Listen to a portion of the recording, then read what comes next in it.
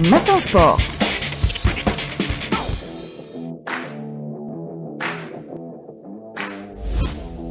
Bonjour Mamar. Bonjour. On commence par du football. La 19e journée s'est jouée sur 3 jours avec des rencontres jeudi, vendredi et samedi. Résultat, classement, on fait le point avec vous. Avec le dernier match qui s'est joué hier entre CS Constantine et la JS Kabylie. Pas de vainqueur dans cette confrontation. Superbe but de la JSK, Berken, à la 16e minute de jeu, dans le premier quart d'heure, qui crucifie cette équipe du CS Constantine, qui a tenté de revenir, qui s'est créé des occasions de but. La JSK également aurait pu aggraver la marque. Finalement, en deuxième mi-temps, c'est Tahar. Superbe but de Tahar avec un...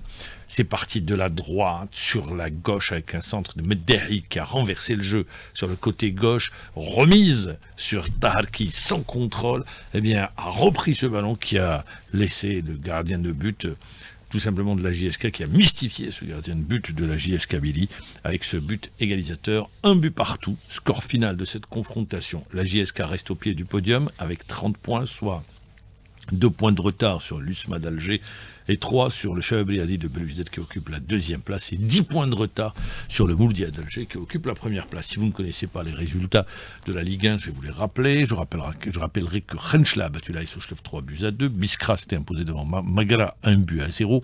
Sétif avait battu la JS Saoura 1-0. Puis ça avait débuté jeudi avec le match nul entre le Bayed et le Chabriadi de Belouizdad. Victoire à l'extérieur du Paradou à Arbou sur le score de 2-1.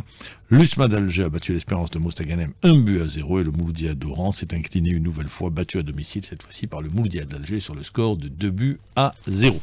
Au classement, le MCA creuse l'écart sur son poursuivant immédiat, le CRB, pour porter son total de points à 40 points, soit 7 points d'avance sur le Chabriadi de Belouizdad. À la troisième place, l'USMA d'Alger compte 8 points de retard, soit 32 points. Dans le bas du tableau, c'est la bouteille à l'encre, puisque 4 équipes se partagent les 3 dernières places. Biskra, Magara et l'Espérance de Mostaganem avec 17 points. Juste devant, on retrouve Arbou avec 20 points. 12e, le MCO avec 21 points. Et Khenchla se donne un peu d'air à la 11e place avec 23 points. Et puis quand on remonte légèrement, on retrouve Albayed de la JS Saoura main dans la main avec 25 points. Suit le CS Constantine avec 26 points à la 7e place en compagnie du Paradou Athletic Club. 6e, l'AS Sochlev. 5e, l'Entente de Sétif avec 28 points. Voilà pour le classement concernant la Ligue 1. On a joué en Ligue 2, je rappellerai juste les résultats.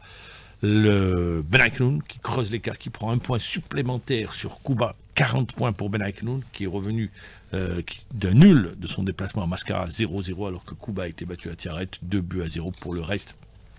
Temouchent a battu l'Azmodoran 2-1. Le Wydad de Mostaganem s'est imposé devant l'Alba 1-0. Wetzli a battu Kolé à 3-0. Le Nest s'est imposé devant Khmis Meliana 2-0. El Biar a battu Saïda 1-0. Et Micheli Abicharjdit avait fait match nul, un but partout.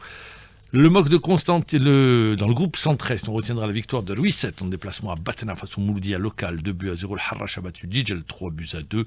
Je rappelle que Ruisset compte 51 points, le Harrach 46 points, sans comptabiliser le match en disputé entre les deux équipes, puisque je rappelle que la commission de discipline a décidé de laisser ce dossier ouvert en attendant un complément d'informations concernant cette rencontre entre Ruisset et le Harrach. Le reste des résultats, Wetsouf a été qui va rétrograder cette saison, va été battu par Magalan 1-0, Annaba Bormenael 0-0, Khmis El Khachna a battu le Cap de Batna 2-0, Shelrom El Aïd, clairement on fait match nul 0-0, et je rappellerai que le MOC de Constantine a battu le Khroub dans un derby constantinois 1-0, et que l'Ittihad Riyadi Baladi et Touargla s'est imposé devant l'US Chaouia 2-1. D'ailleurs, concernant l'US Chaouia, son match contre le Mouloudia de Batna comptant pour la 32e journée du championnat de Ligue 1, qui a été programmé initialement le 15 mars, a été décalé au lundi 17 mars. La raison, elle est toute simple, c'est ce qu'indique la Ligue amateur de football, puisque le match de Coupe d'Algérie que doit disputer l'US Chaouia, qui était prévu ce mardi, a été décalé au mercredi. Donc du coup, le match de championnat a été également décalé. C'est la loi des dominos en d'autres termes. Et je rappellerai que la rencontre entre l'US Chaouia et le Chabriel de Belouizdad se déroulera au stade Nelson Mandela.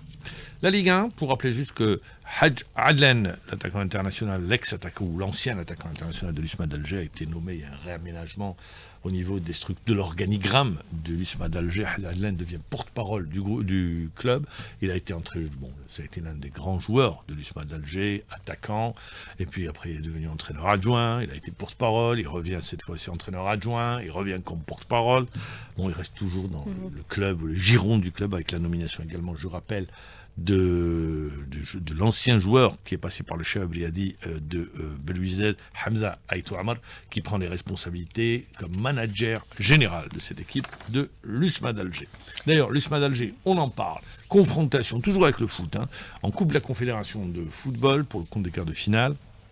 La Confédération a donné les dates, a fixé les dates. Alors, le match aller se jouera le mercredi 2 avril au stade Chérit Hamlaoui à Constantine. La rencontre se jouera à 17h. Vous savez que c'est les télés qui décident des horaires. Donc, en l'occurrence, la télé qui va retransmettre le match ou qui a les droits de retransmission. Le match se jouera à 17h. La seconde manche, elle, se jouera une semaine plus tard au stade olympique du 5 juillet à partir de 19h. Les supporters de l'USMA d'Alger et du CS Constantine devront manger au stade du 5 juillet. Parce qu'à 19h, on tombe juste avec la rupture du jeûne.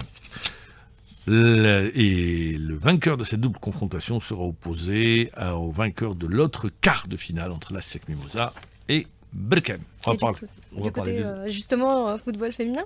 Ah bah voilà, le football féminin avec Akbou qui domine la compétition, qui s'est imposé dans un derby face au football club de Béjaïa. Les filles d'Akbou ont battu celles de Béjaïa 2-0. CS Constantine US Biskra, je rappelle, c'est les féminines, 1 but partout. L'équipe de Guelma a été battue, largement dominée par la jeunesse féminine d'Al-Khoroub 6-0. L'Étoile athlétique de Sétif et l'association sportive d'Oran Centre ont fait match nul, 2 buts partout. Alors l'association sportive Évasion de Béjaïa, jolie appellation, a battu l'équipe d'Alger Centre 1-0. Une équipe est exempte, c'est Afaq Rolizane. On enchaîne avec les championnats étrangers avec un tour d'horizon. Liverpool, qui a réussi un véritable hold-up à Paris en s'imposant 1-0 en Champions League européenne, eh bien Liverpool s'est imposé 3-1 devant Southampton après une première mi-temps inquiétante où la lanterne rouge de la première ligue, Southampton, avait marqué et mené au score, mais Liverpool est revenu en deuxième mi-temps et grâce à Mo Salah, auteur d'un doublé sur 2 pénaltys, a battu 3-1 l'équipe de Southampton. À retenir que Manchester City s'est imposé devant la surprenante formation de Nottingham Forest 1-0. Aston Villa, pourquoi je rappelle certains résultats, parce que ça concerne la qualification en Champions League européenne. Aston Villa s'est imposé à Brentford 1-0. Et puis les Wolverhampton, le club d'Ait Nouri, a fait match nul contre Everton, 1 but partout. La rencontre entre Barcelone et Osasuna ne s'est pas jouée, le médecin de Barcelone étant décédé. La Ligue professionnelle a décidé de reporter le match, mais on retiendra la victoire de Valence face au Real Valladolid, 2-1. En Italie, le Milan AC s'est imposé à Lecce, 3-2. L'Inter a battu Monza, 3-2 également. Et puis en Bundesliga, tenez-vous bien, le champion en titre, Bayer Leverkusen, battu à domicile, eh bien oui, par cette équipe du Werder de Brême. Le Bayern de Munich avait une occasion de creuser l'écart. Eh bien non, les Bavarois sont tombés à domicile, battus également 3-2 par le Bochum sur le score 3-2 en terminant à 10. Et puis je rappellerai également que Dortmund a été battu 1-0 par Augsbourg. En d'autres termes, toutes les équipes qui ont joué durant la semaine passée en Champions League européenne ont été battues ce week-end en Allemagne. En France, le Paris Saint-Germain écrase la compétition, s'est imposé devant le Stade Rennais 4-1.